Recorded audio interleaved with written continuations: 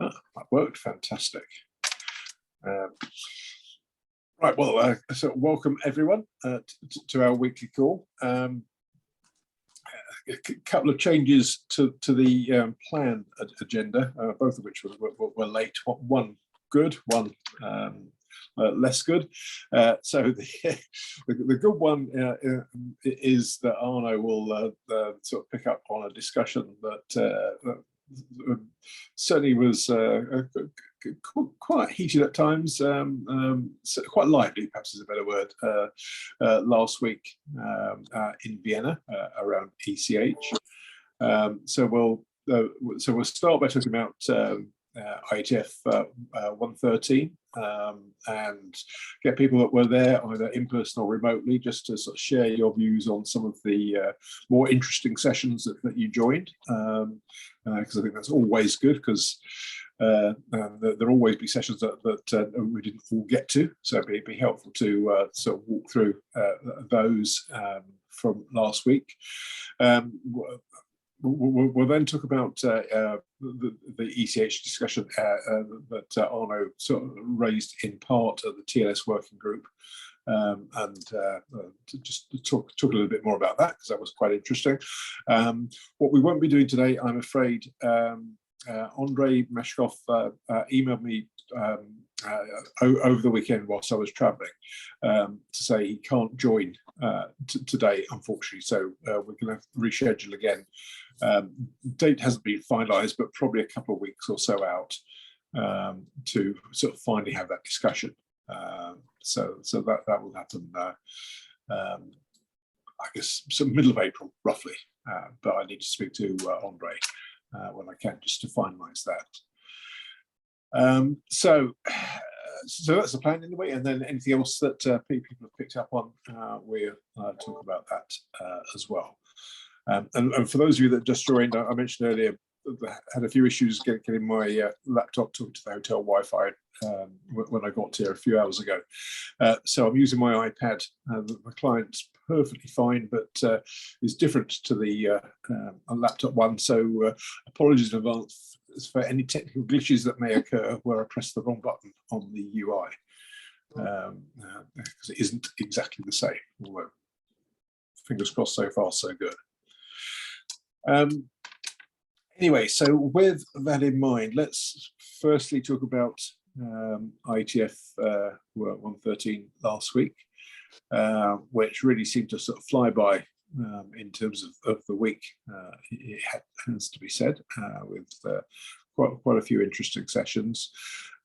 So rather than me sort of talk at people, why don't we start by asking if others want to just call out any sessions that they found particularly interesting. So we'll do this in a relatively unstructured way, but we'll finish, I think, perhaps with the TLS one. So Arno could talk about one particular issue coming out of that with regards ECH. So anything other than that, people please chime in with in terms of things that really stood out to you last week, for those of you that attended the event, that you think were particularly noteworthy.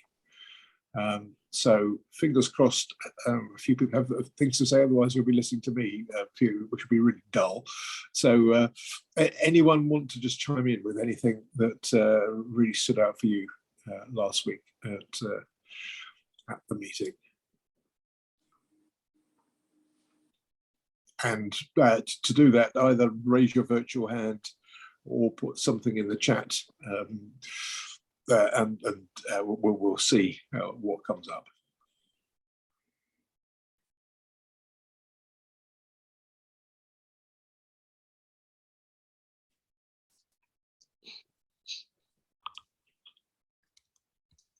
Not seeing any raised hands, or at least not if I've got the UI working properly. I can't see the chat at the moment, so I'm assuming there's nothing.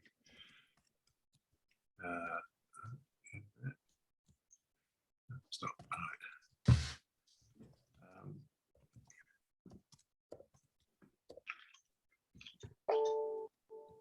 So would it be better perhaps if we talk about, if I get the agenda up on a different device, perhaps if I just walk through the week then, and maybe call out a couple of things that I noted, and then we'll see if that then reminds people of stuff that you did last week.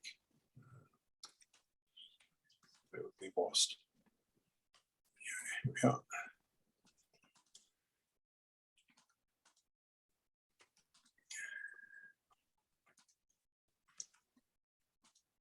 So things that I went to, I'll just sort of call these out from Monday. Not all of these had anything especially noteworthy. So I went to the dispatch session first on Monday, which was there anything majorly there? Just look at the content read there. Yeah, okay. Rich talked about a well-known UI for publishing ECH config list values, which I think was quite useful, which Joe Salway, presented a paper.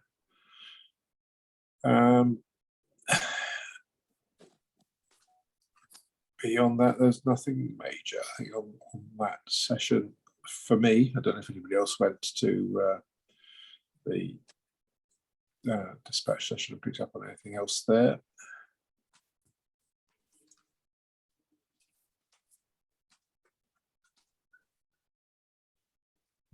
Let's take it as not. Oh, Pat, you yes, you went to the PARG session. What stood out there for you? Because that was Monday afternoon, session 1. Yeah, that was quite interesting about the discussion about traffic analysis of Quick.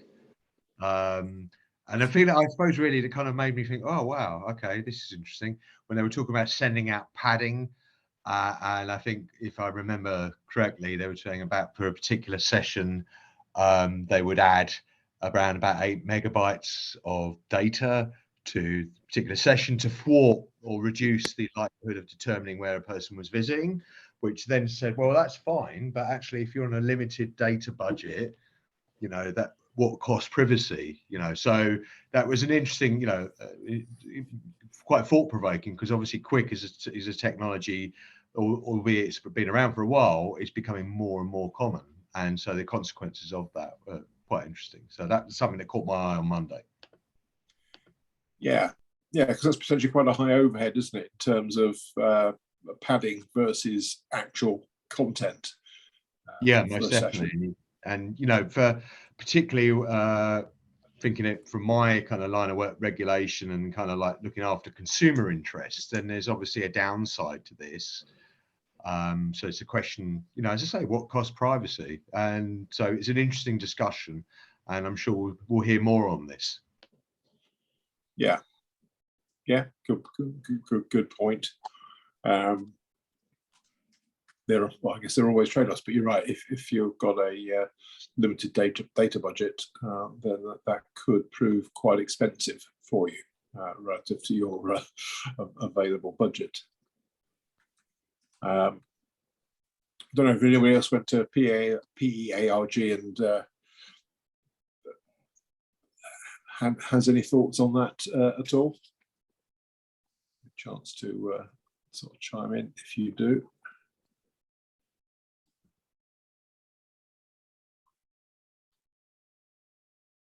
I'll take silence as possibly not. Okay. Looking at. So Andrew, yeah, just because I have a pressure point on time, I cannot say the whole session today. So is it possible for me to share my thoughts on ECH or? Okay, well, yeah, fair enough. Let's do that. Sorry to press you. Sorry, Andrew. That's fine. I'll know. Well, ECH came up sort of twice for different reasons. To be fair, or two sessions in more depth. Some of you will be aware that I co-authored a paper with Paul Dixie and David Wright on ECH, specifically just sharing the potential impact on end users, just to highlight that there are trade-offs with ECH because it breaks some stuff. Happy to talk about that in more depth if required, but just as a sort of general point. So which we did in the SEC dispatch session, which I know some people on the call were at either in person or virtually, so can comment on. And then by coincidence, Arno sort of came in to Vienna, I think partway through the week, Arno, to just one day TLS session. Yeah. And also wanted to raise a point about ECH. So Arno, why don't you sort of summarize the point that you raised and then give your perspective on the discussion that then ensued on that. Yeah, so, thank you, Andrew. So just to give context, that was 2 years that I had to stop all my work in IETF after a number of things that happened back in the time. So it was quite difficult for me to rejoin just for one day in emergency this time. And so as I could only do one day, I was in an aircraft when you went through your paper, your contribution to the SEC dispatch. So in effect, the first thing that I observed is the formal point. So I don't understand how come we have an ECH discussion that is supposed to happen in TLS, and two things that I don't like. One is that your contribution was reviewed in SEC dispatch. I don't get that. Second, when I looked at the agenda of the TLS session on the Wednesday, there was absolutely no point in the agenda for ECH update. At the last minute, a point was put as an ECH update in the TLS discussion. And on top of that, I could not see any review of the version 14 of the current draft happening. So from a formal point, I was really unsettled.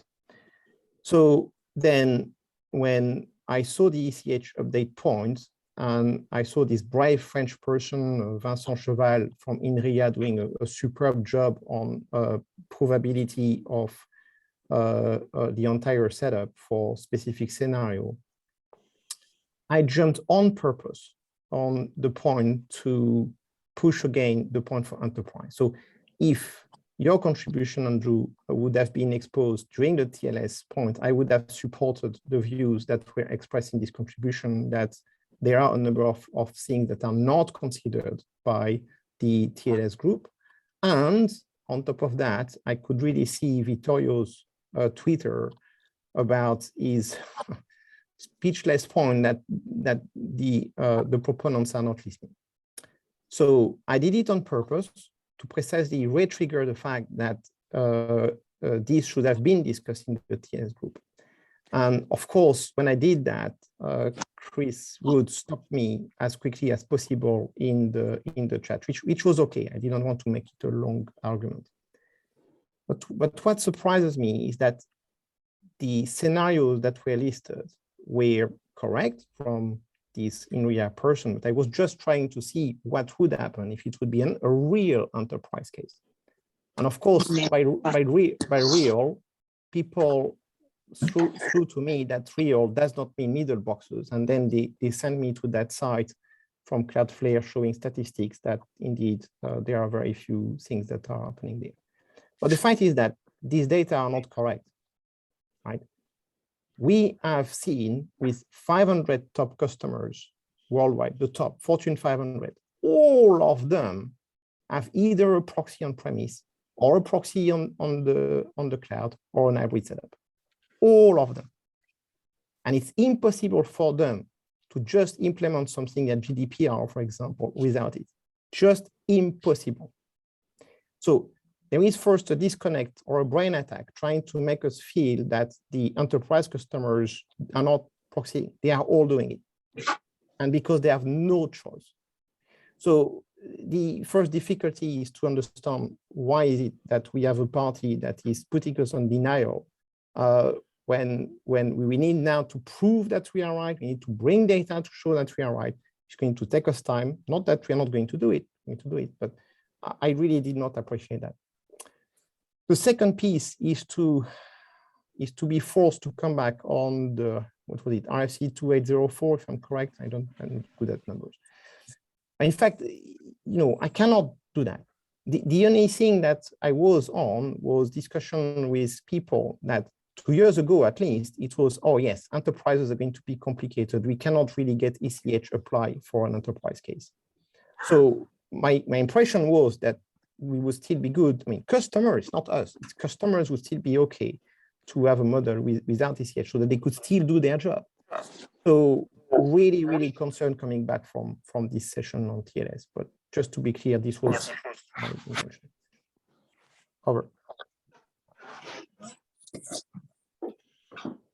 Yeah, thanks, Arnaud. One thing I should say in terms of why the paper that we presented was in the SEC dispatch, that's because we asked for a slot in SEC dispatch initially, because I think our view, speaking for my two co-authors on the paper, was it was potentially raising issues beyond just the TLS working group. But if I'm honest, my assumption was, were it to have been dispatched, it would have been dispatched to the TLS working group. But we thought the issues deserved a wider airing. And in essence, the issues that we raised, just to sort of reinforce what you just said, Arnaud, were that in implementing ECH, it does break some things for some users. We wanted that to be discussed because potentially it could be viewed as an attack by some users, and I haven't yet found any evidence of the working group really discussing the end user perspective on this, which I also think, irrespective of what you're doing, that's also incredibly important, and so which doesn't happen as much as it possibly could and should do within some parts of the IETF.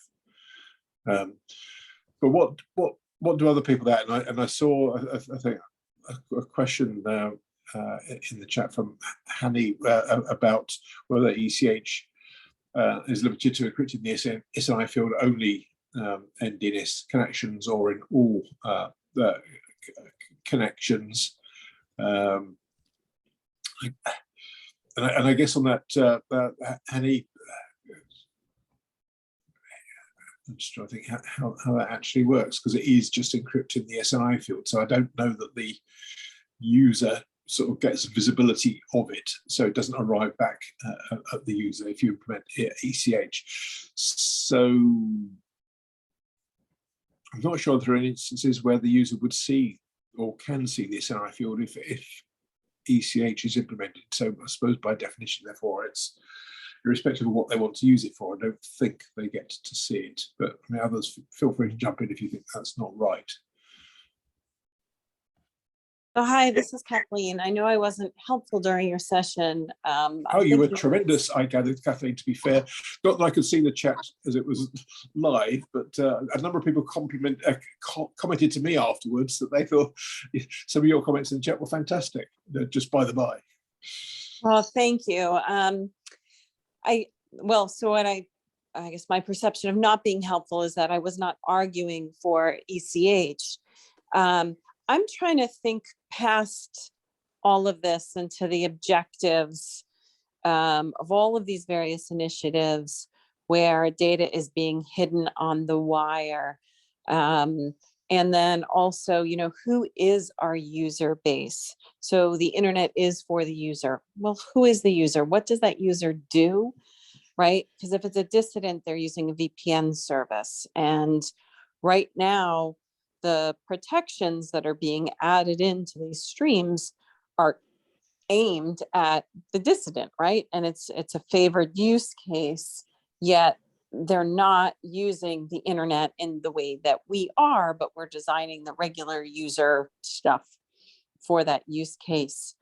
The other things I'm pondering, and I don't have answers for this, is figuring out if everything is end-to-end, what are your options for protection?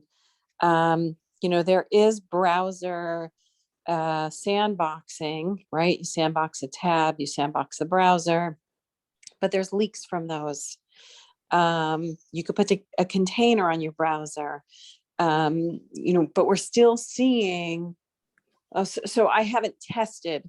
So And I would be very interested in comparison testing of when this gets handled at the endpoint, which is what the protocol developers arguing against, exposing ECH are saying. You should just use Google Safe browsing. You should just allow the endpoint to manage this.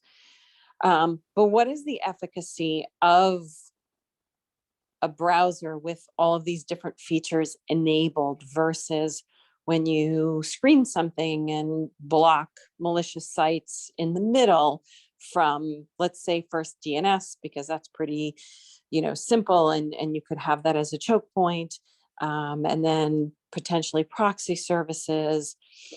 What gets through? And then even endpoint solutions. So if you're doing this on the endpoint, and you're not just relying on every single thing that you can turn on in the browser for protections, but you have an endpoint solution in place. What's the efficacy between using just the browser and adding that endpoint solution?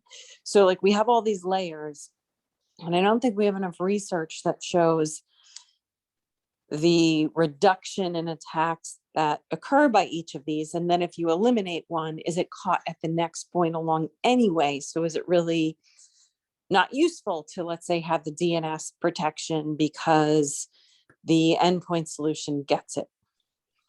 Right. So I'm still really pondering all of these thoughts and trying to figure out what data is there on who the internet user is. But, so far I haven't had enough time to dig into that. I can get the age breakdowns pretty easily with some Google searches. That's not that useful. So Kathleen, thank you. I'm very pleased to hear your voice, actually, Kathleen. It's been a long time. So the annoying thing, Kathleen, is that when I did CLES, and which I had to stop because, frankly speaking, I was asked not to continue standardization at all. But when I did CLES was about, exactly the, going to the argument that opposition was saying, we have to remove network security and just put it on the endpoint security. And if you start from that point, you realize that actually it cannot be true. Endpoint security is actually showing a lot of limits. All of what we have been doing for a long time on endpoint security has shown so many limits. That's why we had to do network security. In fact, in that paper, we even showed that on real case exercises with customers, that they were when we triaged all the events through our own anonymized set of attacks that we received on our at that time on managed security services, we realized that they were a rest of attacks that would not have been detected by the endpoint. They were only detected by the network. So efficacy is a critical issue. I'm sure Brett can speak a lot better than I about it. But to answer your question, we've already did the first pass at that like 2 years ago. And not only it's an efficacy issue, but it's an economics issue as well. What's the cost of doing this? Imagine the pressure point it is for customers to do endpoint security. How many agents they have to put today? 4, 5. It's costing them a fortune, to the point that's why they don't want to continue on the endpoint. But anyway, I could go on and on. So over. Yeah. So I think though the people that you're arguing in the IETF are looking at what's in the browser, right? And so if you do some searches, looks like Mozilla is doing pretty well in terms of its current level of protection. And those are the engineers that you're arguing, right? You're arguing engineers that come from that company. So their viewpoint is that they've got this covered for some reason. I think it's going to be important to start showing if they don't have it covered. So if exploits are coming in, it has to be known that that exploit was malware and it exploited a particular browser, right? And so it evaded whatever protections were in place. If you were using Firefox, did you have containers in place? Did you have sandboxing turned on? Were you using the safe browsing list?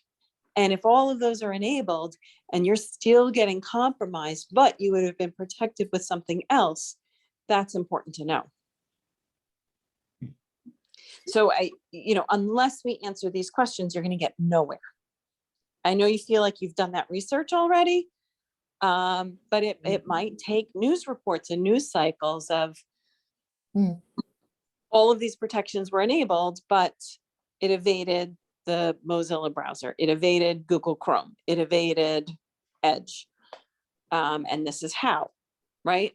And you have CVEs that should be filed on vulnerabilities if there is a problem where there is a vulnerability that's exploited on those platforms. So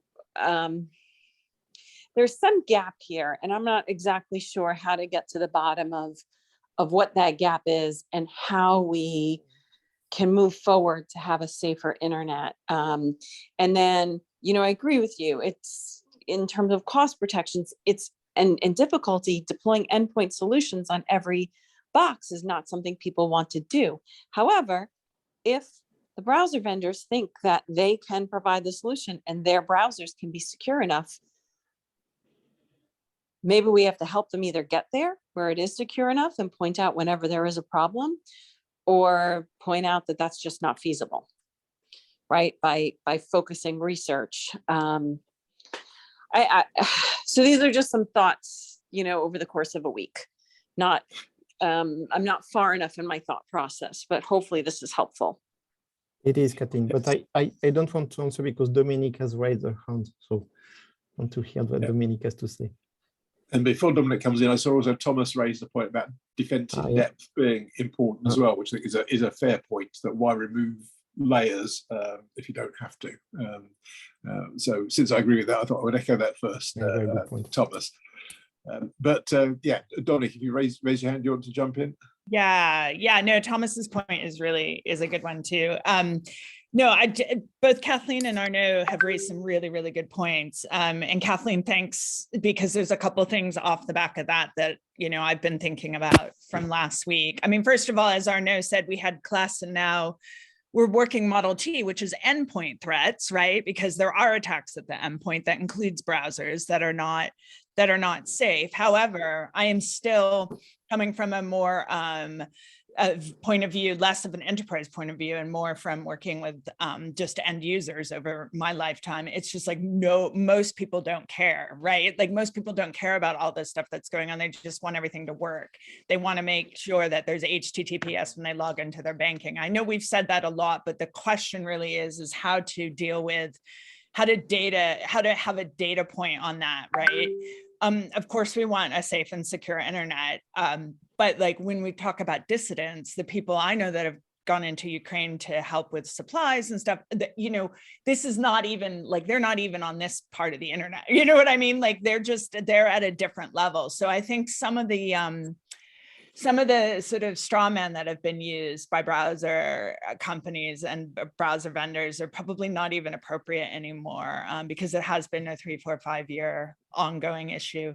The only other thing I want to say is I think it was in SOG, I can't remember, I have to look at my notes, but there was a really interesting point that was brought up that the protocols for like Odo, increasing the number of protocols and number of cases being used will actually, and the obfuscation therein will actually be causing more consolidation. And I thought that was a really, really interesting point that somebody brought up, which I'm going to think about a little bit more and try to flush out. But that's another, to your point, Kathleen, I think that's another thing that goes hand in hand with those issues.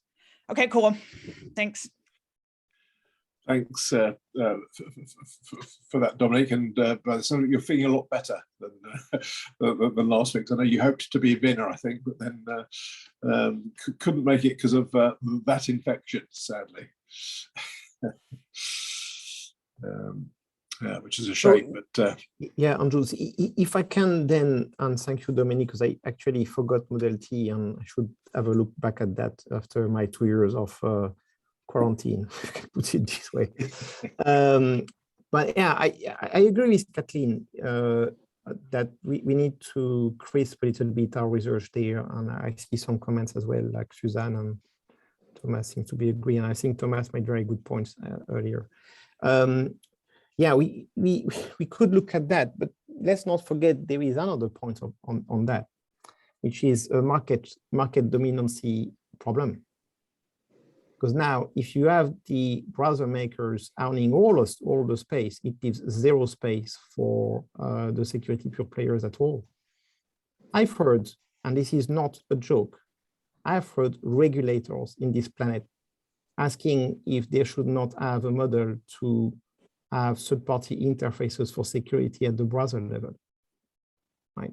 And frankly speaking, the more you look at that, you are wondering if this is not a market dominancy regulation problem, right? If you look at the combination of people aligning to that, yes, I understand, and believe me, I completely understand that there are dissidents that are being killed because of bad practices there, and I would like to help that. But at the same time, we have other parties that have other use cases, and if we go in this direction, it will be impossible for them to actually do the operational security.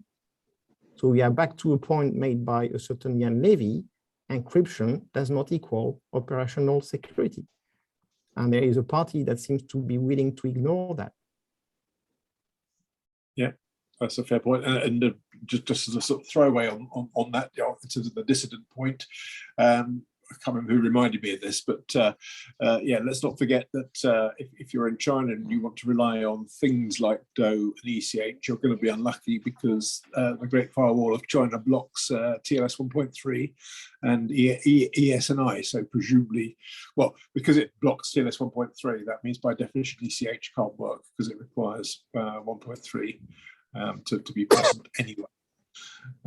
So yeah, I think for the real dissidents, that other tools are available which are probably much better suited to that use case, such as the Brave browser, such as Tor, etc., and VPNs, as Kathleen said earlier, which are maybe better suited to that particular job. So as well, because I really have to leave, unfortunately, I wish to stay with you, but I'm in Paris right now. I'm going to have meetings now lined up for the next weeks with top customers about exactly the ECH problem. I must say, first, they were completely clueless. They had no idea. Some people were even angry at me, believing I was proposing, said, guys, don't kill the messenger, right? Just telling you what is happening in this body called the IETF, which they don't know. So there is a lack of awareness that is unbelievable at some of the top organizations on this planet. That's number one. Number two, what are the materials to explain? Just explain what ECH is. Very little. Just that is difficult to actually get something intelligible and pedagogic enough without taking party, just to explain how it works. Right? Third, I guess that I'm going to collect more and more, testimonies on what could be the impact, right, for these organizations. So perhaps these are areas we could discuss again next week and the week after to understand what are the next steps we should do for IETF 114. So happy to get any comments offline or good, bad, ugly. I'm completely open. But happy to re-engage with this community. So thank you, actually, Andrew, because if you would not have had this call, I would have never realized what was going on. Thank you very much. Thanks, Arno. And yeah, let's keep that discussion going. I think that'd be well worth pursuing. Okay. Right, let's go back then to the sort of broader agenda from IETF 1.3. If we can, because believe it or not, there's a whole bunch more stuff which was covered. So I'm just sort of skimming through the agenda to see what in particular sort of stood out to me. I think sort of later in the week, so sort of skimming over the TLS session, as so Arno's question was certainly one of the more interesting ones there. As we get later in the week, there was some, I think the OHI session was useful just in teasing out. I think there's still not clarity, in my view, on what the use case or use cases are for OHI. Because I think that then starts to take you into things like whether discovery of proxies is needed for OHI or not. And it felt to me in the discussion, it's certainly in the working group session, as if that was now an acceptable topic, if you like, for the majority of people, whereas previously that had been quite a difficult discussion, having the sort of potential discovery. There had been a lot of pushback from a small number of the participants, whereas that felt a lot less controversial this time round.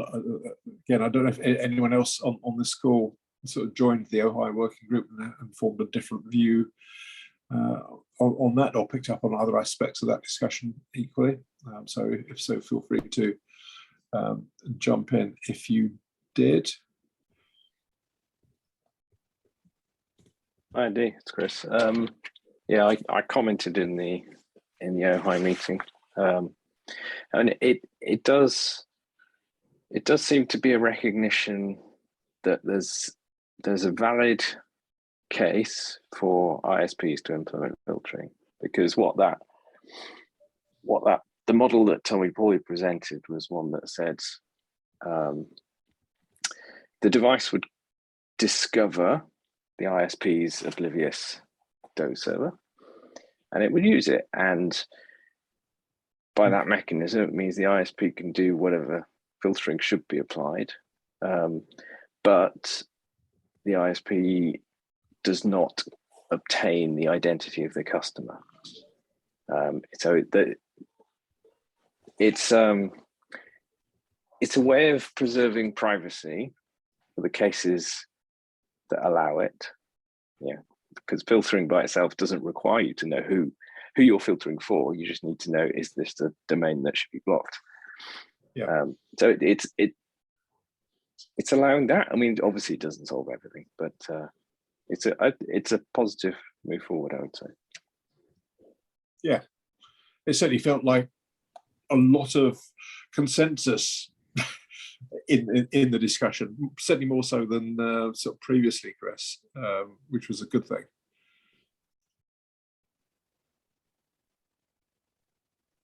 Yeah, it's still early days on that one. I mean, so I don't know how it will go down with others, but yeah, that's where we are right now. Yeah, thanks for that. So just saying, somebody posted something in the chat. Yeah, Pat, I think so your point about the business model for widespread adoption of oblivious proxies is unclear. Yeah, I suppose that was my point about the use cases certainly still not being clear, because it felt at one point as if it was going to be almost entirely used for browser telemetry, as you say in your chat comment. Now it's maybe moving beyond that, but it's still not sort of nailed down, because I think once there's more clarity on the use case or use cases, then it's much easier to work through how best to do the implementation. But as I say, my impression coming out of that discussion was it felt like more people were moving in roughly the same direction. But as Chris said, who knows, that might change again before the next meeting, but hopefully not. Also, as we got towards the sort of tail end, no pun intended, that would be quite clever if I didn't intend that deliberately, we had the combined deprive and ADD session, combined in the sense of they shared the same slot, with deprive went first, then ADD. I don't know, Tail, as you're on the call, whether you want to share any impressions on that from your end?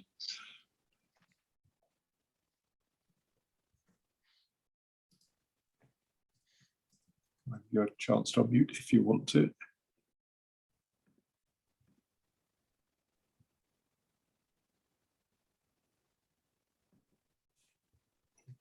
Possibly not.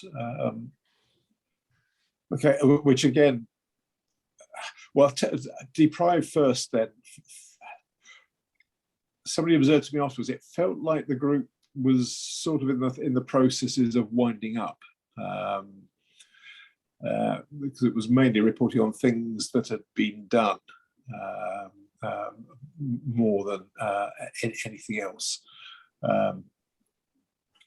So the question as to whether perhaps after sort of a final wrap up in Philadelphia, or whether Deprive was wrapping up, or whether it's just a case of a few things coming to an end and then the sort of reinitiate activity at the next meeting. But it felt more like it was a backwards looking report, but not as a criticism, but that's how it came across to me, certainly.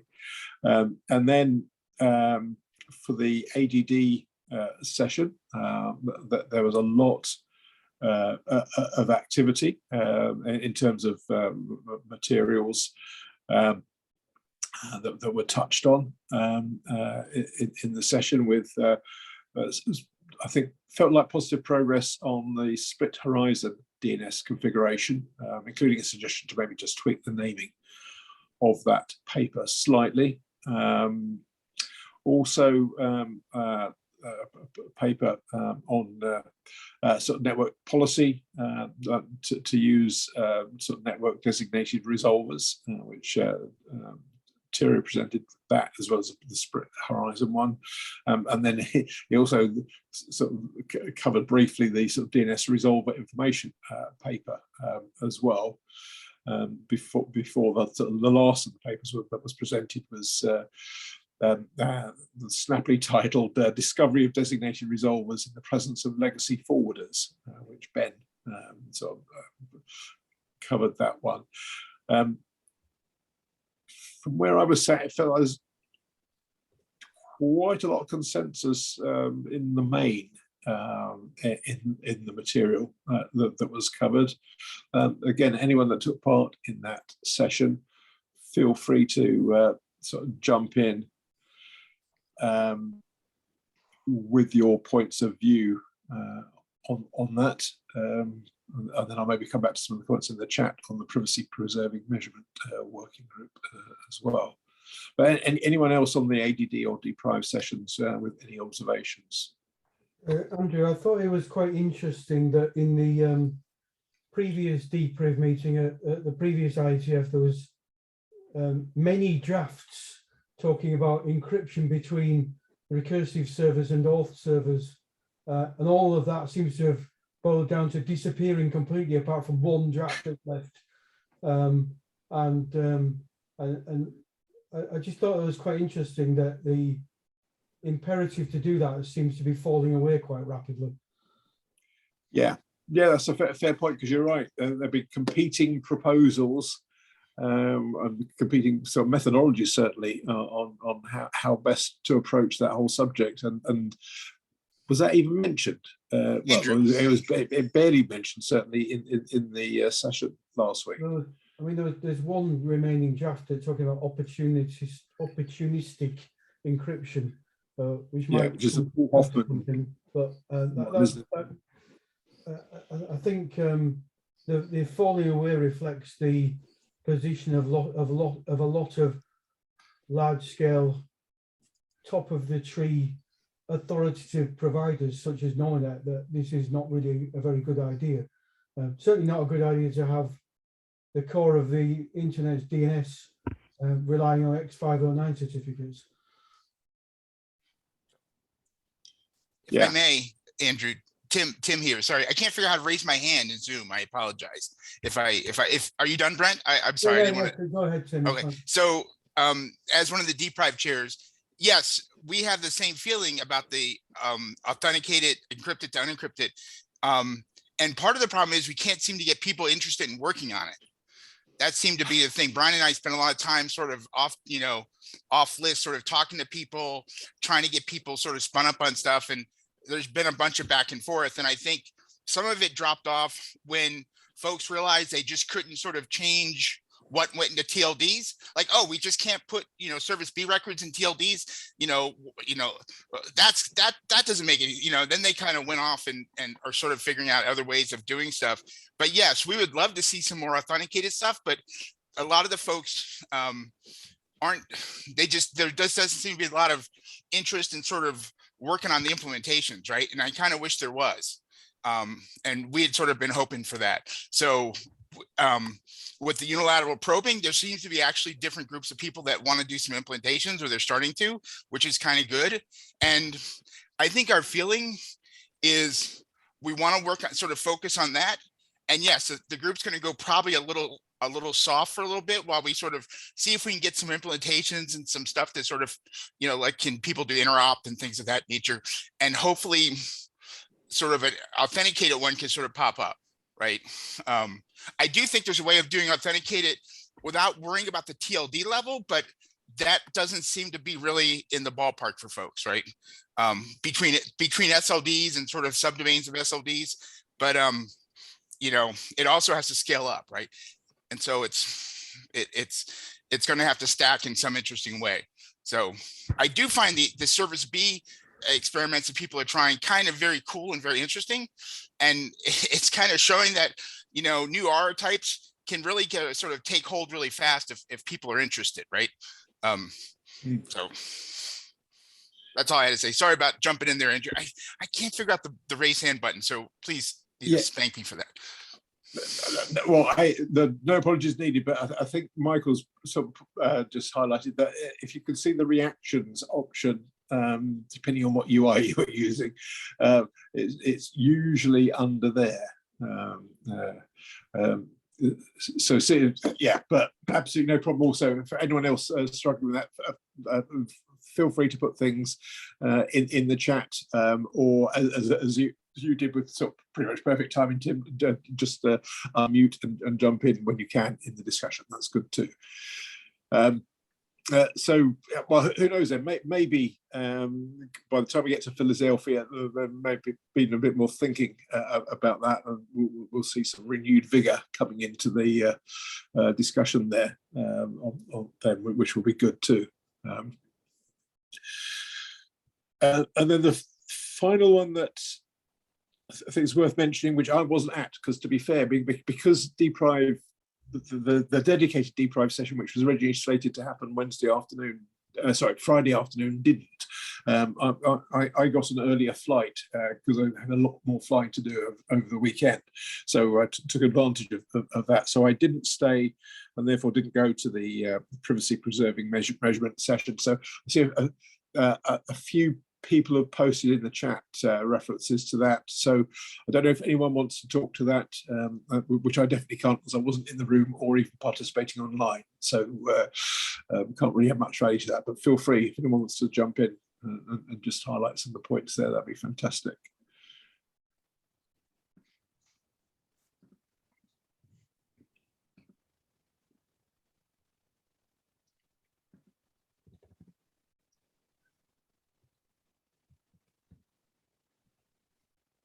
Or if not, if anyone's not particularly wildly enthusiastic to do that just now, as I say, there are some comments in the chat which people can refer back to. And also, for that matter, the course of recording will probably be up by now as well to catch up. I'll certainly be looking at that, given a few people have mentioned it in the chat. So that really sort of covers the IETF session. And also, along the way, we've covered off the ECH sort of discussion, which was part of what came out sort of through the week, at least for me, which is what I thought was worth raising. So I suspect, as we discussed earlier, we'll probably be revisiting that from time to time over the next few weeks to try and work out how best to formulate the issues around ECH in a way that the wider IETF community is comfortable engaging in and with, because it felt to me as though there was certainly a small number of let's call them enthusiastic contributors that weren't especially comfortable with the discussion during the meeting last week. So I think that's something that some of us maybe need to spend some time to improve on over the coming weeks, and maybe we can revisit from a slightly different angle by the time we get to Philadelphia, which is not so far away now. So just see, says NU. Oh, thank you. Yeah, for posting in the channel link to the PPM sort of description charter, mailing list, etc., which is all good. Okay, so that's I think a helpful run through from last week, and for those people that weren't able to take part in all of the sessions, or possibly any, give you some pointers as to what to look out for if you have the opportunity to go back, look at some of the recordings as they sort of come up on the site. Does anyone have anything else that you want to raise this week? If so, now's a good time. So either raise your hand or put it in the chat, or just unmute and so just bring it on. So we're up to AOB now. Andrew, this is Henny Fahmies, AT&T. Can I follow up on the very question I asked at the very beginning of the call? Sure. Yes, please. Regarding ECH, I know this is becoming a lively discussion, but my understanding that the SNI field has other applications, specifically beyond just the DNS connection. It's used for the TLS handshake to servers that host multiple web pages. So your IETF contribution, is it limiting the impact to only DNS connections, or the use of the SNI field, the DNS connections, or for all uses or use cases of the SNI field, including the TLS handshake? Makes a very big difference. So DNS only or all connections? So my take is that it's for all, rather than just sort of DNS specifically. But again, let me open that to see if anybody else has any other comments to add in there.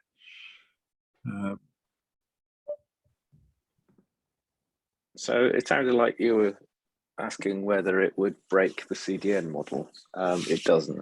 It's specifically designed to support CDN. So the way ECH works is there is an inner client hello, and that is wrapped by an outer client hello.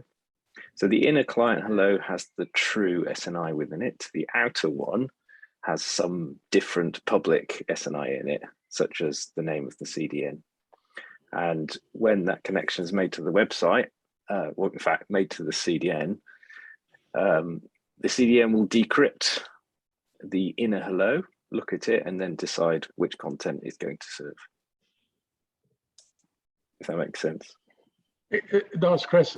There is other applications as well related to zero rating and related to other applications, video applications. So yeah. That's what I'm trying to figure out. Yeah, so zero rating, if it relies on a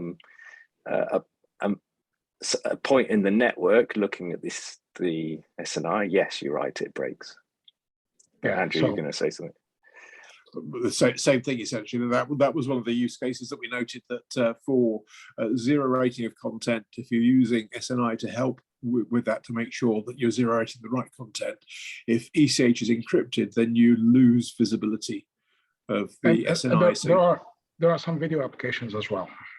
So yeah. So if it's encrypted,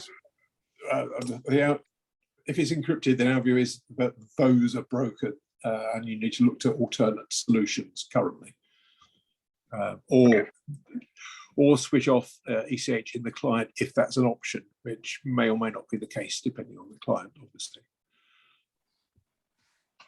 Okay, thank you. Okay, welcome. Okay, anything else anyone else wants to raise this week?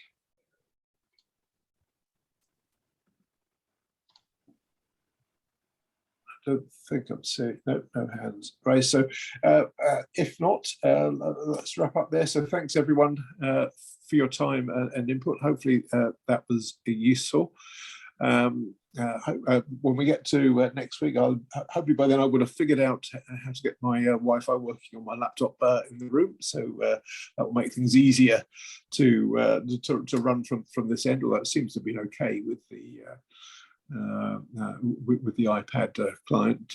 Also, hopefully by next week I'll be a bit more adjusted to time zones, a bit wider awake than I am at the moment, which will also be a benefit. So thanks everyone for your time. Have a fantastic week, and we'll speak again same time next week. So good speed, you all. Bye all.